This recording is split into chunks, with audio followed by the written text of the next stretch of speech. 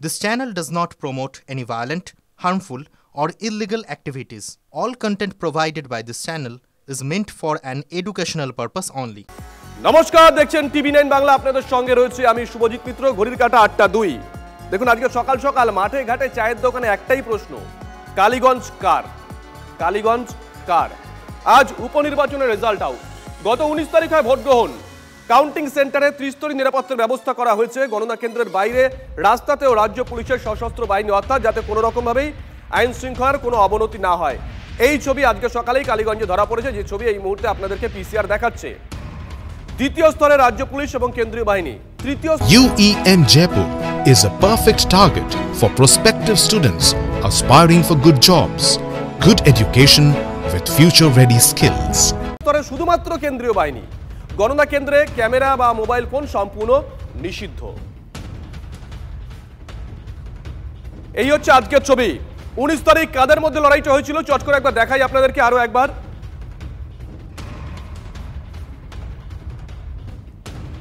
তৃণমূল কংগ্রেস প্রার্থী করে আলিফা আহমেদকে। তিনি তৃণমূল কংগ্রেসের প্রতিদ্বন্দ্বিতা করেছেন, প্রথমবার নির্বাচনে প্রতিদ্বন্দ্বিতা করেছেন। একটা সময় কর্পোরেটে চাকরি করতেন প্রয়াত বিধায়কের মেয়ে। আশিস ঘোষ, তাকে প্রার্থী করেছে বিজেপি। আশিস ঘোষকে বিজেপি প্রার্থী করেছে, তাকে আমরা দেখেছিলাম তিনি রাস্তায় নেমেছিলেন। তৃণমূল অবশ্য তার বিরুদ্ধে একটা বিতর্কের ঝড় তোলার চেষ্টা করেছিল। অন্যদিকে কাবিল উদ্দিন শেখ, তিনি কংগ্রেস প্রার্থী, তাকে বামেরা সমর্থন করেছে। অর্থাৎ বামেরা এখনো আশায় আছে হয়তো সাগরদিঘি হতে পারে, কারণ যেহেতু সাগরদিঘি একেবারে পাশের জেলাতে। আর এখান থেকে প্রশ্ন মহাদেবের কাছে, মহাদেব, আজকে বেলা গড়ালে বুঝতে পারা যাবে যে মুর্শিদাবাদের কোনো প্রভাব এখানে পড়েছে কিনা, অপারেশন সিঁদুরের কোনো প্রভাব এখানে পড়েছে কিনা। বাম কংগ্রেস তারা যে 13%, 14% একটা ভোট ধরে রাখতে পেরেছিল, সেটা ধরে রাখতে পেরেছে কিনা, সেটা বেলা গড়ালে বুঝতে পারবো। কিন্তু এখন একবার ছবিটা দেখি, লাইভ ছবি। একদম কয়েক ঘন্টা পরে সব প্রশ্ন উত্তর পাওয়া যাবে। তোমাকে আমি ছবিটা দেখাবার চেষ্টা করবো। এই মধ্যে প্রস্তুত যে ছবিটা, কারণ 8টা থেকে গণনা শুরু হওয়ার কথা ছিল। যথারীতি এজেন্ট যারা তারা কিন্তু পৌঁছে গেছেন এবং যেগুলো সব প্রার্থীরা রয়েছেন তারাও কিন্তু এখানে পৌঁছেছে। মূলত পুলিশ কর্মীরা রয়েছেন এবং দেখো স্তরীয় নিরাপত্তা ব্যবস্থা গ্রহণ করা হয়েছে। বাইরে যেমন সশস্ত্র পুলিশ বাহিনী রয়েছে, যেমন লাঠিধারী বাহিনী রয়েছে, কম্প্যাক্ট ফোর্স রয়েছে। ঠিক গেটের মুখে বা ভেতরে যে জায়গাটি দেখি, সেই জায়গাটি দেখা যাচ্ছে যে রাজ্য পুলিশ এবং কেন্দ্র বাহিনী যৌথ রয়েছে, তাদের নিরাপত্তা ব্যবস্থা রয়েছে। পাশাপাশি একটু সমস্যা হচ্ছে অডিওয়ে, পিসিআর তোমার সঙ্গে যোগাযোগ করবে। তবে তুমি যে ছবি দেখাচ্ছ একবার ছবিটা ধরে রাখতে বলো। এই হচ্ছে কাউন্টিং সেন্টারের বাইরের ছবি, যে ছবি মহাদেব দেখাচ্ছে। ত্রিস্তরী নিরাপত্তা বন্দোবস্ত করা হয়েছে। কেন্দ্রীয় বাহিনী রয়েছে, রাজ্য পুলিশ রয়েছে, রাজ্য পুলিশের সশস্ত্র বাহিনী রয়েছে। মোবাইল ফোন এবং ক্যামেরা সম্পূর্ণভাবে নিষিদ্ধ করা হয়েছে। বেলা গড়ালে দেখা যাবে যে কালীগঞ্জ কোনো চমকপ্রদ রেজাল্ট দেয় কিনা, নাকি যেভাবেই ওখানে তৃণমূল কংগ্রেস দিনের পর দিন, বছরের পর বছর ধরে তাদের আধিপত্য কায়েম রাখছিল, সেই আধিপত্য ধরে রাখে কিনা। নজর থাকবে আমাদের। উত্তরের দিকে নজর রাখবো। সুপারি পাচার চক্রে কিংপিং গ্রেপ্তার। তৃণমূল ঘনিষ্ঠ শিল্পপতি ধীরাজ ঘোষ গ্রেপ্তার হতেই শোরগোল। বৈধ নথি ছাড়া নেপালে সুপারি পাচার কাণ্ডে গ্রেপ্তার ব্যবসায়ী। সুপারি পাচার চক্রের কিংপিং গ্রেপ্তার। তৃণমূল ঘনিষ্ঠ শিল্পপতি ধীরাজ ঘোষ গ্রেপ্তার হতেই শোরগোল। বৈধ নথি ছাড়া নেপালে সুপারি পাচার কাণ্ডে গ্রেপ্তার ব্যবসায়ী।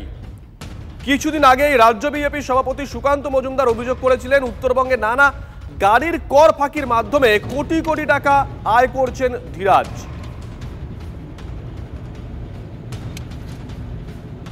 প্রসেনজিতের কাছে যাব। প্রসেনজিৎ আমাদের সঙ্গে রয়েছেন টেলিফোন, আমাদের সহকর্মী। প্রসেনজিৎ, এই শিল্পপতি এই ধীরাজ ঘোষ, ছোট করে তার সম্পর্কে একটু জানতে চাইবো, এবং তার এই গ্রেপ্তারি সেটা কিভাবে উত্তরের রাজনীতিতে প্রভাব ফেলেছে। দেখো, দিন কয়েক আগে বিজেপি রাজ্য সভাপতি সুকান্ত মজুমদার অভিযোগ করেছিলেন উত্তরবঙ্গে কর ফাঁকির ক্ষেত্রে ব্যবসা ফুলে ফেপে উঠেছে ধীরাজ ঘোষের। এবং সুকান্ত মজুমদার অভিযোগ ছিল তার স্ত্রী যেহেতু রাজ্য জিএসটি বড়ভাবেই তার স্ত্রীকে সামনে রেখেই ব্যবসা করছে, এর পাশাপাশি উত্তরবঙ্গের প্রমোটারি থেকে শুরু করে একটা উপনগরী গড়ে তোলার ক্ষেত্রে এবং অন্যান্য বহু ব্যবসা ওই এলাকায় তার রয়েছে। ফলে বিজেপি রাজ্য সভাপতি অভিযোগের পরই কিন্তু হইচই হয়েছিল, কিন্তু তারপর সেই নিয়ে কোনো তদন্ত বা সেই ধরনের কোনো কিছু আমরা দেখতে পাইনি। হঠাৎ করেই ধীরাজ ঘোষকে নকশালবাড়ি থানা পুলিশ গ্রেপ্তার করে এবং শোনা যাচ্ছে পুরানো কিছু মামলায় জাল নথি ব্যবহার করে সুপারি পাচার করা, গাড়ির নথির ক্ষেত্রে কিছু জাল ব্যবহার করা, ট্যাক্স ফাঁকি দেওয়া, এই ধরনের একাধিক অভিযোগ সামনে আসে। তারপরেই গতকাল রাতে তাকে গ্রেপ্তার করা হয়। ধন্যবাদ প্রসেনজিৎ। আমি 8 মাস আগে, প্রায় 8-10 মাস আগে বা বেশি হবে, তার আগে আমি প্রেস কনফারেন্স করেছিলাম যে এই ধরনের পাচার হচ্ছে এবং এর ফলে জিএসটির লস হচ্ছে। এই জিএসটির লস কিন্তু শুধু কেন্দ্র সরকারের নয়, কেন্দ্র এবং রাজ্য সরকারের উভয়ের জিএসটি লস হচ্ছে। আমি শুনলাম এতদিন পর পুলিশ তার বিরুদ্ধে ব্যবস্থা নিয়েছে। তো এই 8 মাস বা 1 বছর ধরে যে বেআইনি সুপারি পাচার হলো, এর যে জিএসটি লস হলো, এর দায়টা কার? এবং তাকে অ্যারেস্ট করে আদৌ কি ইডি সিবিআই ধরতে আসবে এই ধরনের আগাম কোনো সূচনা ছিল কিনা পুলিশের কাছে, সেই জন্য তাকে ধরে ওই বারিক বিশ্বাসের মতো প্রোটেকশন দেওয়া হলো কিনা সেটা বোঝা যাচ্ছে না। সময় এলে বোঝা যাবে। যদি সে তাড়াতাড়ি ছাড়া পেয়ে যায় তাহলে বুঝবো যে চোখে ধুলো দেওয়ার জন্য বা মানুষকে বোকা বানানোর জন্য মুখ্যমন্ত্রীর নির্দেশে এটা হয়েছে।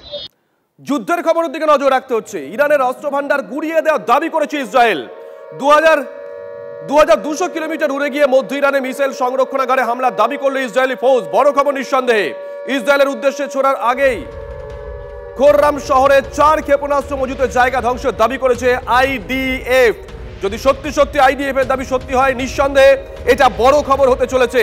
যুদ্ধের মোড় হয়তো ঘুরিয়ে দিতে পারে। সায়ন্ত আমাদের সঙ্গে রয়েছেন, আমাদের সহকর্মী। সায়ন্ত, কি জানা যাচ্ছে?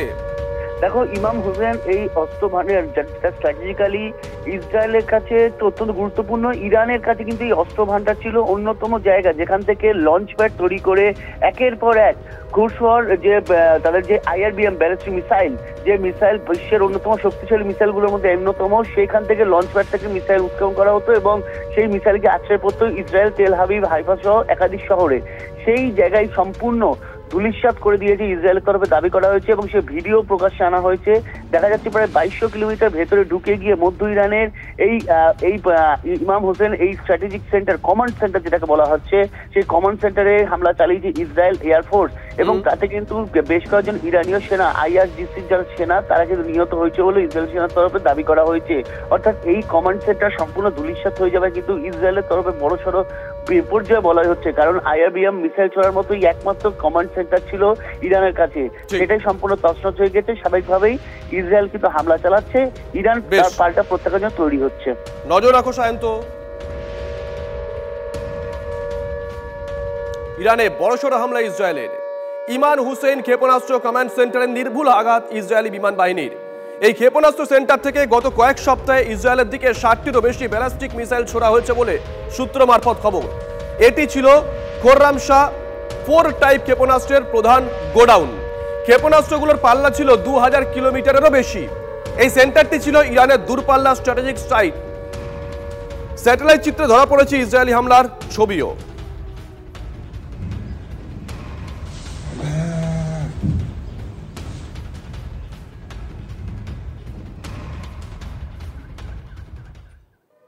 অন্যদিকে ইসরায়েল লক্ষ্য করে একের পর এক মিসাইল অ্যাটাক করছে ইরান। পাল্টা কড়া জবাব দিচ্ছে ইসরায়েলও। রবিবার ইরানের সেনাবাহিনীর লঞ্চ প্যাড ধ্বংস করল নেতানিয়াহুর বাহিনী। ইসরায়েল লক্ষ্য করে মিসাইল ছোড়ার আগেই ধ্বংস করা হয়েছে লঞ্চ প্যাড, দাবি ইসরায়েলি বিমান বাহিনীর। তেহরানের হুমকি সম্পূর্ণ বন্ধ করাই একমাত্র লক্ষ্য, হুঁশিয়ারি দিয়েছে ইসরায়েল।